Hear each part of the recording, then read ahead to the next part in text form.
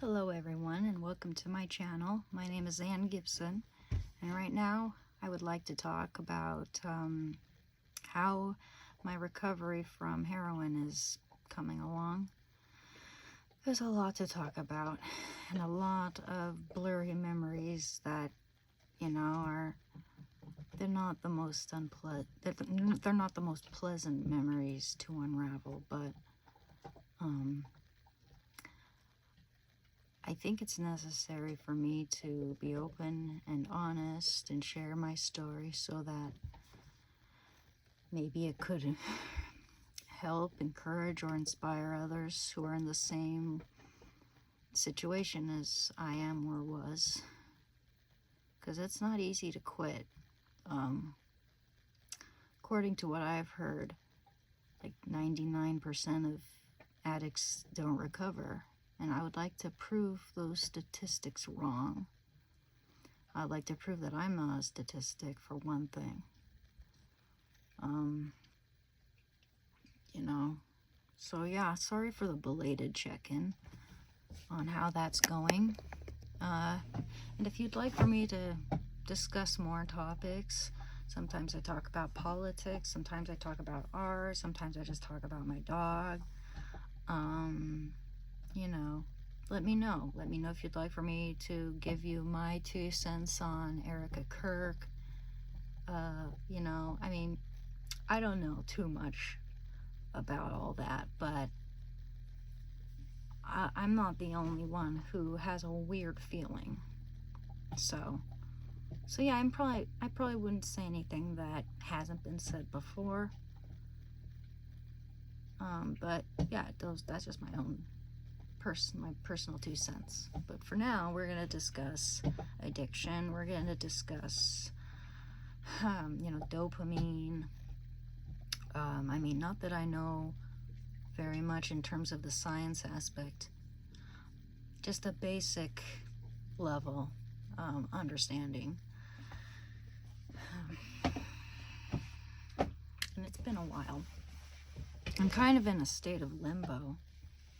Except that I also need to remember that every day that I'm clean is a victory. And by the way, while I'm making this video, I want to show you guys some lipstick. Starting with lip liner. I'm going to have to find a place to set this thing. Honestly, I need to learn how to make better quality videos on my laptop with my big microphone. The thing is I don't know of any free software that's actually good. The last time I tried it with, I forget what it was, but it was really grainy, it was really crappy, and not nearly as nice as what we have here with my phone and the little attachable ring light I have. Honestly, it's a good deal. And I like this microphone when it works. It's actually really kind of a cheap piece of crap, honestly. But look what we're gonna do. Got a can of soda. There's like barely anything in there, and I'm just gonna stick that. Oh, I don't want to ruin it. Okay, stick that into the top like so, and you see how it has this little thing. It's kind of stopping it. And then cute little microphone. Anyway, so there's that. Sorry, that made an unpleasant sound. Maybe it was ASMR for you. I don't know. People are weird. People like this. Some people like the sound of someone softly chewing something, and I can't stand that sound, honestly. I'm not like some people where the very sound of someone there's actually a name for that. I forget what it is, but for some people, the very sound, I know someone like this. The very sound of someone chewing next to them gives them feelings of anger, not just discomfort, anger.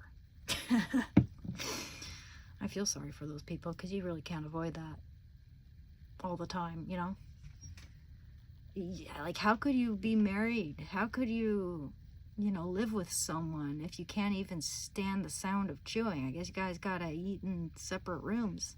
I don't know. Shit. I wouldn't feel like eating if I were that angry. Anyway, I'm totally digressing here. So previously on Anne's Fucked Up Life, let's begin. Starting, wait, let me get my little mirror. By the way, I just love this eyeshadow palette. This is what I'm wearing right now. It's you know, look at that pigmentation. Isn't that gorgeous? Someone in the comments told me I'd look good in orange eyeshadow, so I went for it. Orange and gold. But yeah, if anyone in the comments, and I know I don't get that many viewers, if I stay consistent, then maybe my channel will, obviously, if I stay consistent, my channel will inevitably grow, as it has while I've been consistent in the past. I haven't been very consistent lately, so if anyone in the comments has any recommendations on what they'd like for me to discuss in my next video, I'm all ears, and I'll make that my next video. First come, first serve, though. First one that I read. I don't know. I might just look them according to date. My dog is playing on the floor, so if you hear any weird noises, that's what you're hearing. I also wanted to show you guys a lip color that's going to make your teeth look whiter. One of the things I regret the most about my heroin addiction is the fact that I used to have perfect teeth. Now, if I could customize my teeth, I wouldn't have them the way they were exactly. Of course, they'd be whiter. I'd have sharper canines. Maybe a little tooth gap. Nah, just sharper canines. Because it gives personality. And you see how it's kind of like, and that's my canine right there. As you can see, my teeth used to be way wider, and the heroin made it so that now, I don't know what it is about that drug, but it causes you to completely neglect certain aspects of hygiene. I mean, I wasn't just gross and smelly by any means, but I'd forget to brush my teeth all the time. So now they're slightly more yellow, slightly more shrunken, slightly more receded, and I regret it. I feel guilt, I feel shame, and it's an expensive ordeal if it's something that you have to, you know, fix. Your tooth health is very important for overall health. Oral health is very important for overall health, and I feel like an absolute fool for messing up, especially after, you know, my loved ones spent so much on my braces when I was a kid. I have no idea what could have put me into that mindset. What could have led me to believe that it was in any way okay, or that it would ever end well for me to go and use heroin. The thing is, I don't think I was really thinking straight at all. I was just thinking, I want for this anxiety to be over with. I'm tired of this eating disorder. I'm tired of obsessing over food every day. I don't want to ever think about it. I want a new obsession. I want a new escape. Not that I was thinking it like that, like bam, bam, bam, bam, bam in my head, but like when you remember these things, when I remember these things in retrospect, that's the only thing that makes sense. There was one time when my boss said something regarding my weight that, I hate this word, but triggered me. So I went out and started using again after that, after I'd been trying to get clean. There were a few times that I tried to get clean. Most of the time I tried to do it on my own, but that's why I was so unsuccessful for so long. Anyway, let's do this. Let's do this. Now, I can walk and chew again at the same time.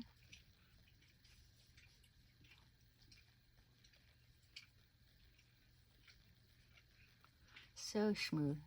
This is a brown lip liner. It's called Bark.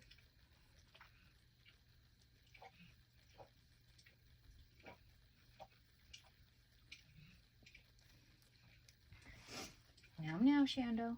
No, you be easy on yourself there. He's licking, and he shouldn't do that because I need to take him to get his coat looked at. He's got some skin, he's got some allergy where now he's developing scabs all over his, mostly his groin and his tummy region, and around his just around his torso. Not as much on the back, but actually, yeah, he is starting to get really scabby on the back. Just the tank part of my dog, and around the back legs especially. He's getting rashes and scabs, and so right now I'm trying to proceed with the process of elimination. Maybe it's carbs, maybe it's a wheat allergy. So now I'm going to try to eliminate all wheat. I tried to give him whole foods instead of just dog food, but that doesn't even seem to be working. So maybe he's allergic to wheat or carbs or whatever, you know. We'll see. But once I start making money, he's going straight to that vet ASAP. And actually, I have an appointment set up for him where the first appointment's supposed to be free, because it would be great if I could get some information on what's going on with him.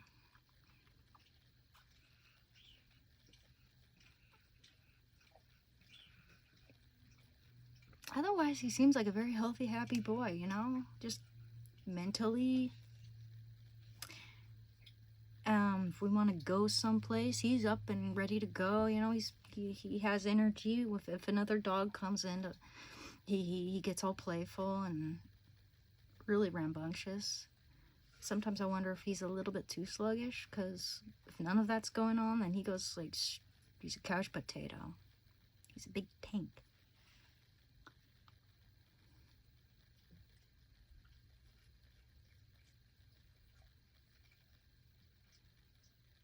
And you know what? Here's the thing. Here's the thing about eating disorders and other problems, whether they be our choices or not. It's good to remember that the brain changes so drastically throughout the years, throughout the decades.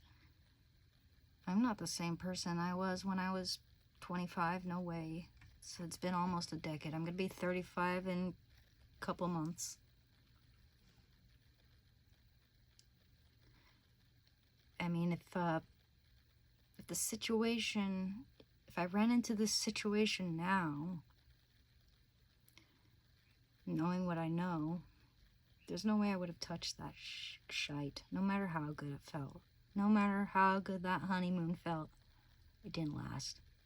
Just like, you know, for instance, if I run into a guy and they want to marry me, and I'm like, oh hell yeah, because, you know, what if I married him for their money? And which isn't something I would do. I need love. I need real love in my life, honestly. But let's just say that they courted me and took me out on a beautiful honeymoon, and I'm all excited, and I decide, oh yeah, this is the perfect man just for that. Like, but then later, I find out that he was all nice and lovey-dovey and courted me just to get me, to get me in his clutches so he could possess me, own me, and ultimately hurt me daily. Until I decide either to escape or who knows. Like, you know, do you get that analogy? Because, yeah, it's not worth it. It's not worth it. The honeymoon may have been all cherries and rainbows, but if you understand what's bound to happen, the pain, the abuse, and so forth, then none of that is worth it.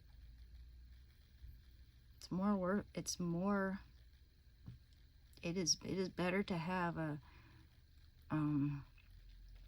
just a boring life, just a boring old life, living like your average Joe, than to live on the edge like that, always chasing the high, always running from withdrawal sickness, which isn't something I would wish on my worst enemy.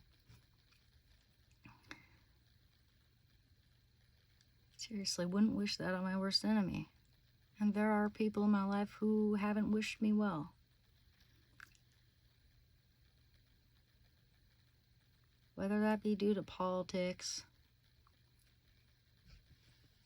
or because they just think I'm a bitch in general. You know? Generally, I like to wish people well. You know? I hope that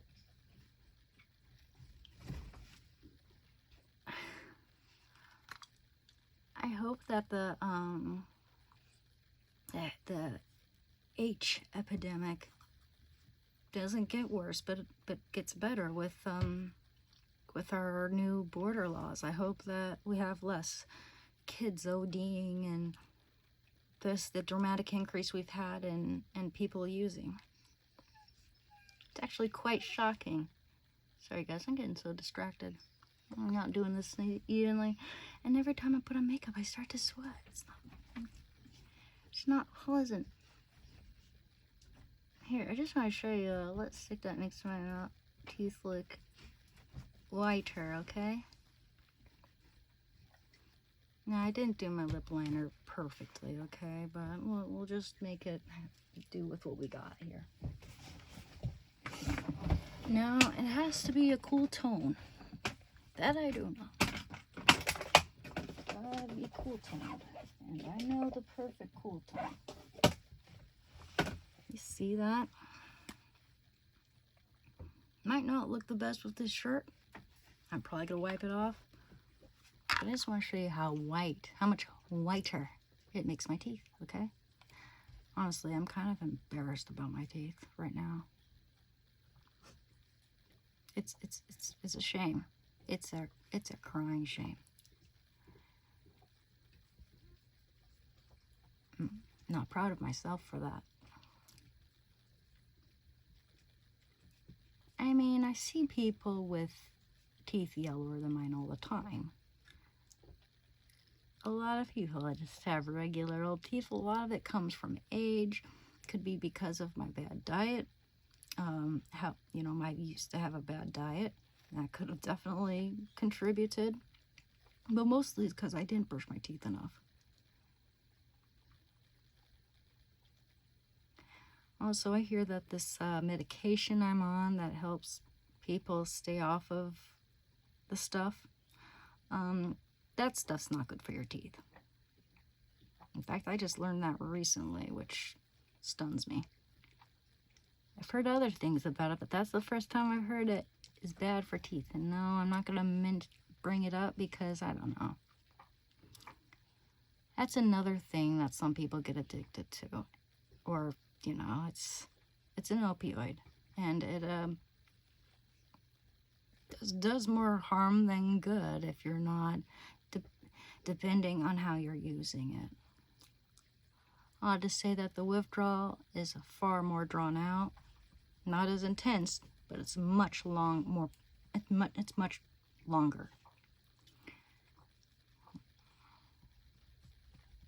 You'd be out of commission for months on end.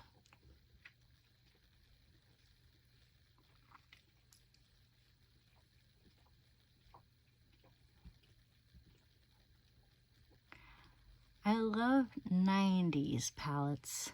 I love 90s makeup. It's my favorite. Just the brick reds and the black cherry and the browns, and I just love it.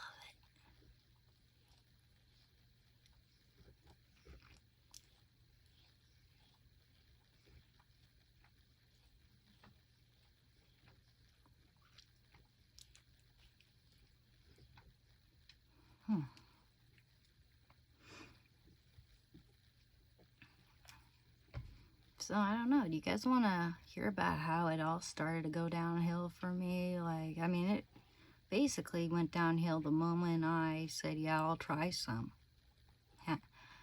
Sock it to me. But, you know, after that short-lived honeymoon phase, it was all just danger and recklessness, loneliness, losing connections, being judged, being afraid, constantly being afraid of getting sick. Like, who the hell wants to live like that? The thing is, nobody wants to live like that. If anyone's living in that situation, it's because they're stuck. It's not because they want to be an addict. You know? People don't choose that. People, you know, have various complex reasons as to why they choose to do the things they do, but often there are emotions involved. There's no logical explanation as to why someone chooses to do something that's going to obviously, and in most cases, destroy their life.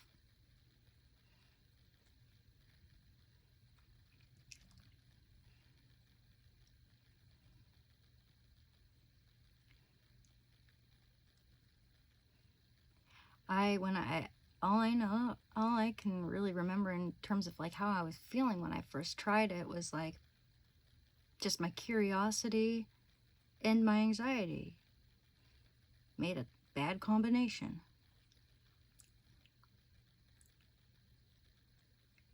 My grandma had just passed. I was very cynical, didn't believe in God. My eating disorder was consuming me.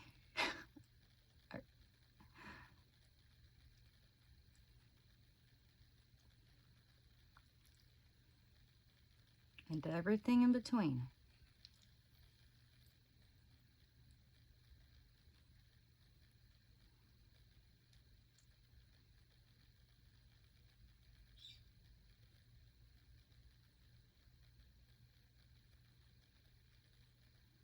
See that, guys? Look at that. Look how much whiter my teeth look with this lipstick. Color theory is important, girls. It is.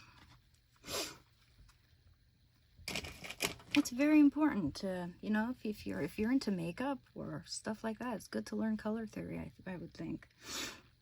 But yeah, you know, when I...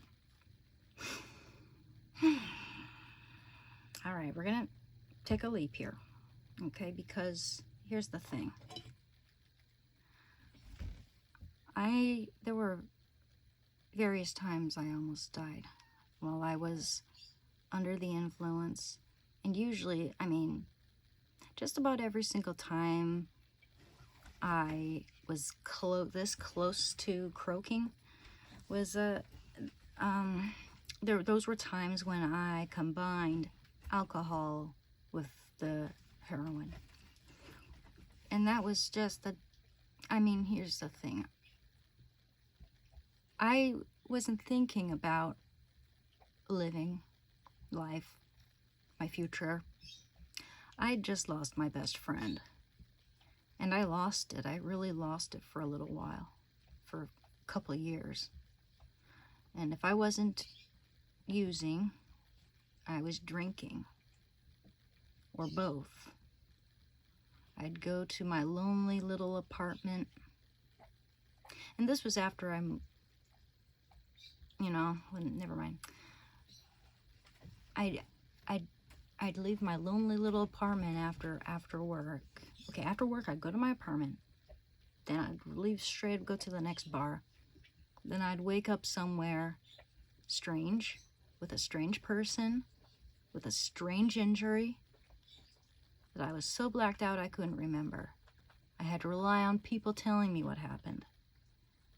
And to this day, I don't know if those were the actual facts, because for instance, one time I woke up with a big scab goatee, and the man I was sleeping with told me, "Don't look in the mirror, you're not going to want to do that," and I couldn't help it. I looked in the mirror, and and the inside of my mouth was all bloody. My upper lip was so swollen, looked like a duck got punched in the face. And it was nasty, and I had work in 2 hours. I had to leave right then and there. Actually, no, it was a lot sooner than that. That was another time when it was 2 hours. Yeah, I just had to go straight to work looking like that. It was so embarrassing. Everyone knew I was, the issues I was having with alcohol, with the loss and everything. And they knew that's what it was. I was told that by the guy that I'd slept with, that I basically curb stomped myself after trying to tie my shoes. Another time, I woke up with a strange person. I went to a bar, got blackout drunk, and woke up to find that someone had shaved me without my consent. I couldn't even tell you the feelings of violation that I had. I just felt violated. I didn't do anything about it. I just left. Unfortunately, I left my favorite scarf there. It really still kind of pisses me off. But, yeah, it's not something I'm proud of. I got molested by someone in my sleep. Taking advantage of me. Much older man. Only 20 years older than me. But, I once fell down. I fell down a flight of stairs at work. The place was a house turned coffee shop from the Edwardian period, so we had steep rickety stairs, a steep rickety staircase down to the basement. I fell down those stairs. The moment I realized I was about to fall, and surprisingly, I wasn't even like drunk or anything. I just happened to have something bad on my mind, negative, just thinking about something mean someone said to me. And I was just, trying to think. I was thinking to myself, well, I'll prove them wrong. I'm not what they say I am. But I was also just really passionate, I think. And as I was, taking things up and down the stairs, stalking things and all that, I felt just a jolt of electricity course through my body as I began to teeter forward up on those stairs. It was dark down there too. And as I realized I was teetering forward, which, thank God I didn't, because that could have led to a life-altering, if not threatening, injury. So I flung myself back, leaving a pool of blood and blood dripping down the rail in my wake. I managed to get up off the floor, climb up the stairs, like 10-15 minutes later, and call my coworker who drove me to the hospital, and I got a bunch of staples, like 27 staples or something in my head. Unfortunately, I had to spend the night because they had to determine whether or not I had a brain bleed. Well, they were able to find out that I only fractured the dura, which is the protective layer between the brain and the skull, and I only got hurt in the most benign areas, so I was super lucky. Super lucky. I'll be right back. Shando wants out. Oh, jeez. Stepping on stuff. Shando. Go. Okay, see you in a bit.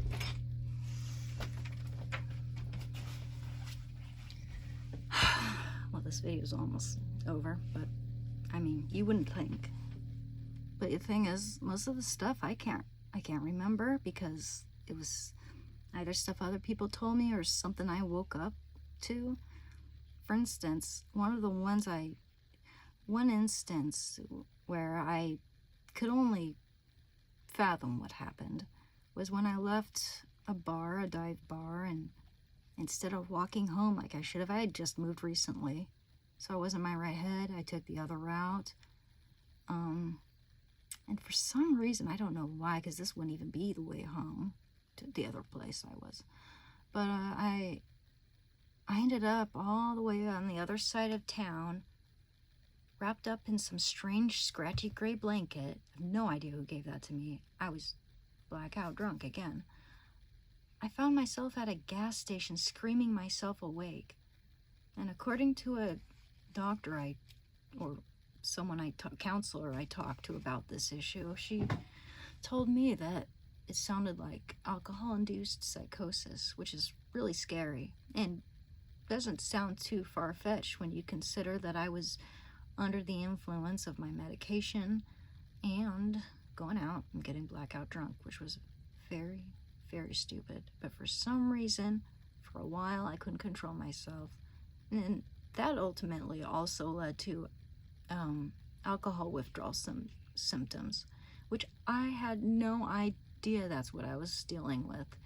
As soon as my jaw started twitching every time I would try to talk, and I couldn't coordinate anything, and it's like I would start like glitching. I would start glitching. I couldn't hold anything still. I would when I was working at the cafe, I was dealing with that, and someone should have just let me off work and told me what they thought was going on with me, and laid me off for a while because I wasn't able to function. I was, as soon as I found out what was happening, I would try to explain to people, which I shouldn't have done that. I tried to explain to my customers what was going on, only to get judged. Telling them I'm going through withdrawal, And some people just don't understand it. They never will, because they'll never have to go through that type of pain. To go through addiction and then to bite the bullet and go through withdrawal and see it to the very end. Like most people can't do that. And I would like to prove that and encourage other people that we can and do recover. It takes will. It takes grit. It takes stamina and determination. It takes being a much stronger person than anyone could have ever believed you to be. It takes finding joy in life and a purpose in the future. It takes faith, and it's one of the biggest reasons why I renewed my faith in God and became a born-again Christian Catholic. It really was a journey, albeit an ugly one, with some beautiful aspects to it. Strength is beautiful, and we need to strive for that rather than always taking the easy way out. And I'm sorry if it's so hard for me to not look at myself here because I got my attachable little ring light just shining in my eyes, and it can't really, but I try to make it look like I'm looking at you guys, which, that's common courtesy. Come on in, buddy. Come on in, I'm busy. Come on in. Being a pain in the butt. All right, beautiful.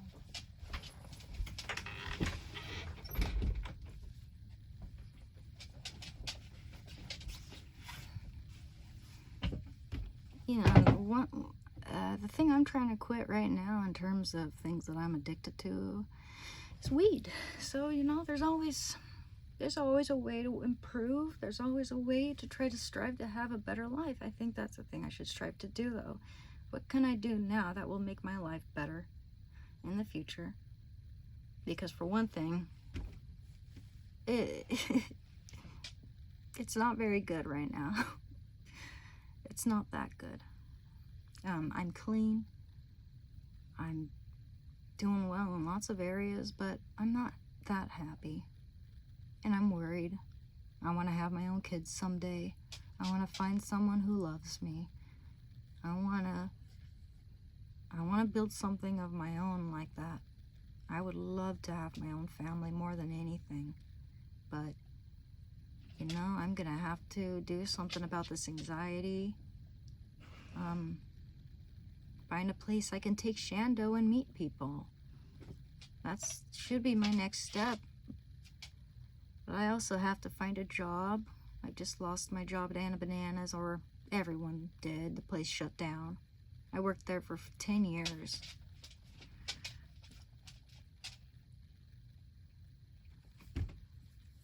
Yeah.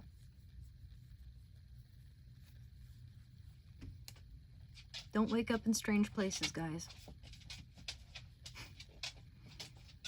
It's, you know,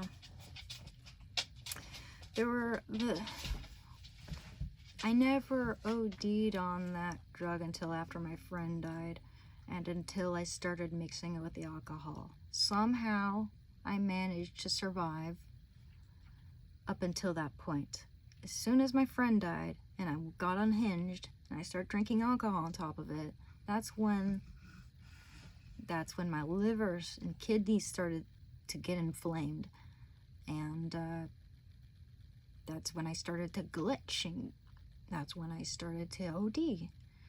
One time I OD'd, that I can remember, I drank an entire fifth of whiskey over the course of the night before, only to travel all the way to downtown to the bar where I was a regular, and buy myself a shot of whiskey and call my dealer. They gave me the thing.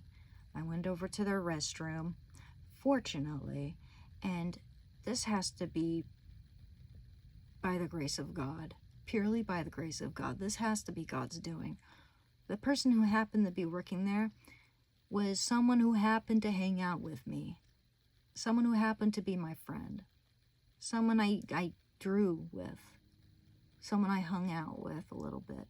He heard a little bit about my story. One time I told him that I was trying to recover from heroin. I was a heroin addict. Well, he saw me walk in there, and he noticed that I had been in there for 20 minutes. So, according to what I heard from him, he went over to knock on the door and see if I was okay, and when I wouldn't answer, he had to call emergency, and they had to break down the door, only to find me laying there on the nasty bar restroom floor with a needle in my arm. I woke up in an ambulance, and my gosh, once I got to the hospital, I was like puking. I was puking in the trash can and everything. But once I had the wherewithal to know what I wanted in that situation, I was like, well, no, I just want to get up and go and leave and go out and use again. Think about that. Think about that insanity. I was this close to death. And the thing is, my tolerance, that was after a month of not using, so my tolerance went down significantly. I didn't even need to inject the whole thing into my arm before I completely blacked out. That could have killed me. You know. Another time I OD'd was when I went to the dealer's house while I was drunk. And they didn't realize how drunk I was. But I did the H and once again blacked out. And fortunately, this particular dealer was a little more caring than, I don't know about that though. Probably more liability. Probably more like they don't want to get caught. But they weren't gonna let me, once they found out, they weren't gonna let me take anymore. They took it away basically, but stuck me with Narcan, took it away from me, and basically made me spend the night at their place. Actually, I begged to spend the night at their place because I wanted to get some more the next morning, and I didn't want to be stuck with, sick, So, yeah, just ugly war stories altogether. It really is a wonder that I managed to escape that.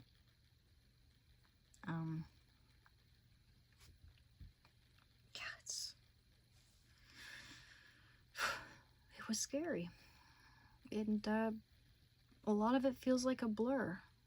It's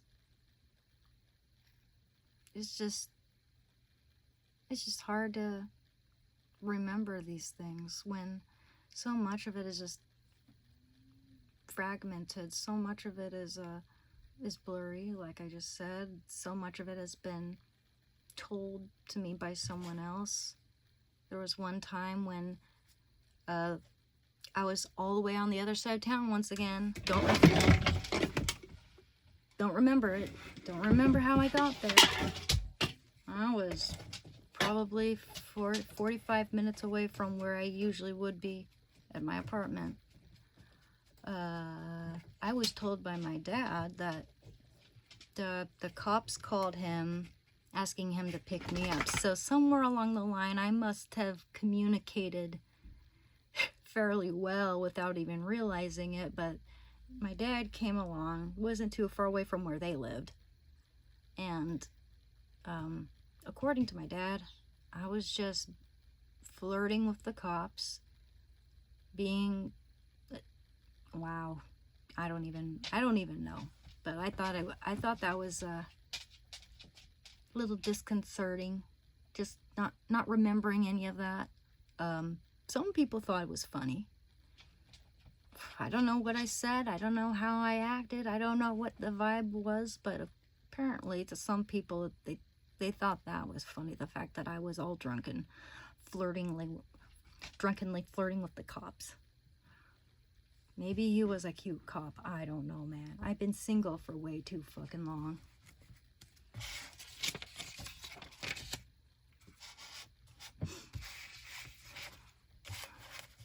So yeah, I don't know. So what got me to finally stop? I don't even know, man. I mean, just a sequence of events. One thing led to another. And I realized that I could not do it on my own. People found out. It was bound to happen. And I have family and friends who love me and who don't want for me to die, basically. And so yeah, I had to go through withdrawal. Actually, the last time I went through that, I didn't even have any medication to help me. No naloxone, nothing, no Suboxone, nothing like that. I had to bite the bullet and endure the bone-twisting, muscle stretching pain. You know that scene from Braveheart where he's being pulled every which way by horses that are attached to ropes? I mean, ropes that are attached to horses. You know that scene? That's kind of what the feeling reminded me of. That on top of nausea, and fortunately for me, I wasn't like puking and shitting everywhere, but a lot of people going through this, that's one of the main symptoms, and it's all happening simultaneously or at once. You're shitting, you're puking, you're aching, and when I say aching, I don't just mean a just a ache. I don't just mean an ache. I don't mean your average ache. I need to take an Epsom salt bath ache. I don't mean that type of ache, friend. I'm talking about a bone deep pain. It feels like your limbs are being twisted slowly. It isn't something I'd wish on my worst enemy, okay? So I just want to say to any of you dumb kids out there, don't touch that shit. Do not fucking touch that shit, okay?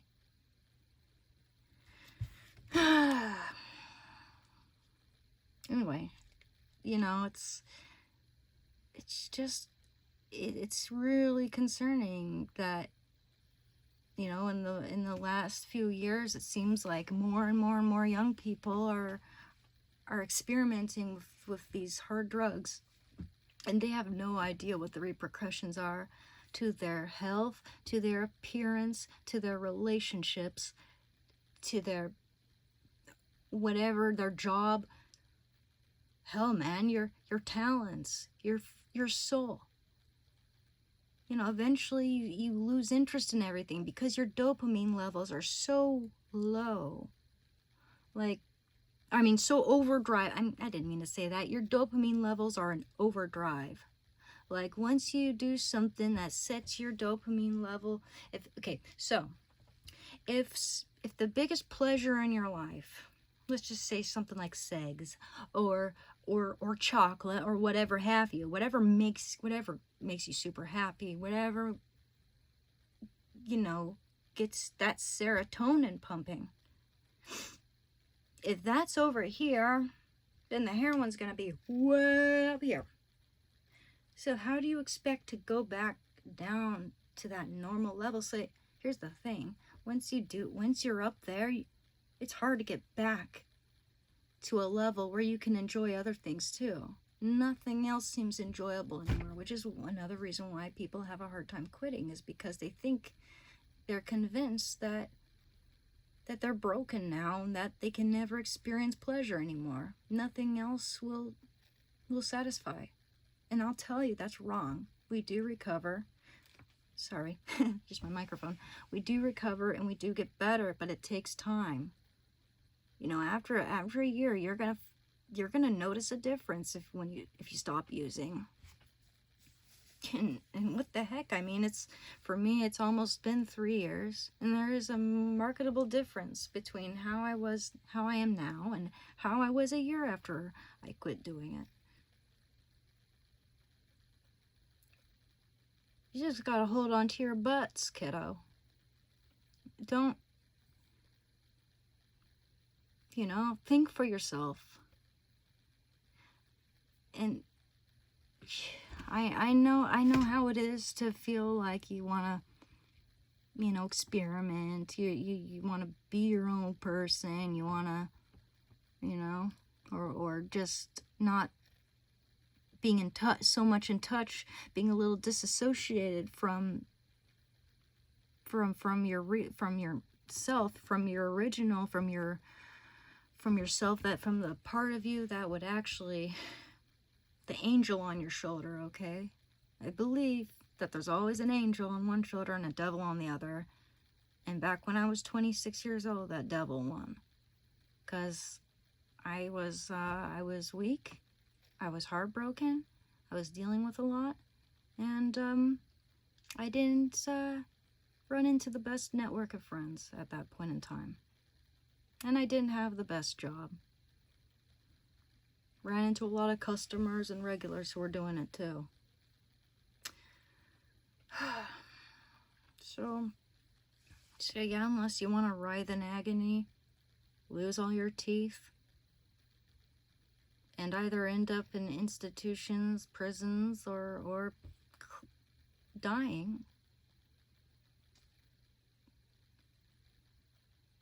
then I would suggest you get your life on track, even if that means taking it super slowly, getting a therapist, you know, whatever. I'll tell you one thing, I don't like it when people poo-poo therapy. I mean, it's helped me quite a lot. And you need to find the right therapist. I just happen to be really lucky for once. I mean, seriously, somehow I had a good feeling about the therapist I saw in the photo and all that. I don't know why I had a good feeling about this person. Never talked to them, never met them, but they're one of the nicest people I've ever talked to. And maybe you're gonna say, oh, that's just because they're your therapist and they're doing their job, you know. I don't know. He seems pretty real. And he'll give me constructive criticism. I tell him to please be real. I need that. So there. I just think when people discredit and dismiss, and that can be really damaging. I mean, that can make a person feel stupid or small, and it can ruin a person's sense of self-esteem. It can make them feel like that they're not worthy, or that no one really wants to help them. No one really cares about them. It's just all an illusion. It's all. Don't listen to cynical people who say stuff like that, okay? You can either carry it like a load, or you can dance through it. Anyway, if not for my friends and family, I don't know where I would be right now. But I do know that I wanted to get clean. And that's the thing, you have to want it. You have to want to get clean. So, yeah, even for myself, there were times when I wasn't ready and I just kept using for longer than I should have. It's really a shame when it takes hitting rock bottom to realize that you gotta make a change. When you're so deep in your own shit that you have to dig your way out of it. It should never get to that point. It should never have to get to that point. But I learned a lot. Sometimes I wonder if God put me here for a reason, which of course he's put me here for a reason, but sometimes I wonder if this is in a way orchestrated by him, because I was always a very fragile, sensitive person, and maybe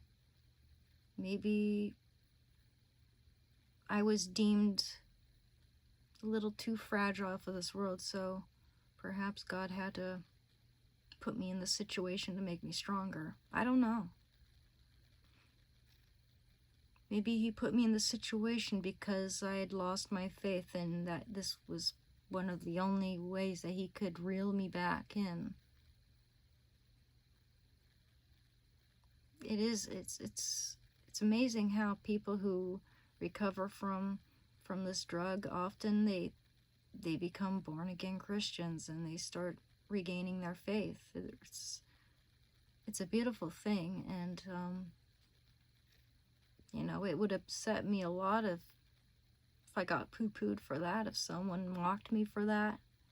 I know that, you know, where I am, around the work environment I used to be, you know, the people I used to hang around, they would mock me, if not condemn and scrutinize me for saying that I'm Catholic, or Christian for that matter. So you gotta really just get rid of all that noise and think for yourself. Otherwise, it's not going to be good. There are those who have your best interests in mind and those who don't. There are some who would love to see your life go down in shambles so that they can rub that dirt in your face. Some people are spiteful. Some people are jealous. Some people, you know, they might have a legitimate reason for disliking you or anyone else, but you know what? Unless you know that person, unless that person means anything to you in terms of, you know, friendship or whatever, then who the hell cares? You just be yourself and prove them wrong. That's what you need to do. One reason why I think a lot of people fail is because people act like they're gonna fail. People act like they expect them to fail. People keep on calling that person a junkie. People keep on calling that person names and pushing their buttons, poking the bear, so to speak. And then that person just says, F it. They don't care whether I'm clean or not. Or, regardless of how you're judged, prove them wrong. And I promise you, things will get better. Things could be better in my life, I'm not gonna lie. But they could also be a lot worse, okay? I have a passion for creating art. I have a dog that I love. Even though my family's in a lot of pain, there's love. There's real love. I do believe that. Amongst my friends, the friends who've helped me, I want to thank everyone who's been there for me.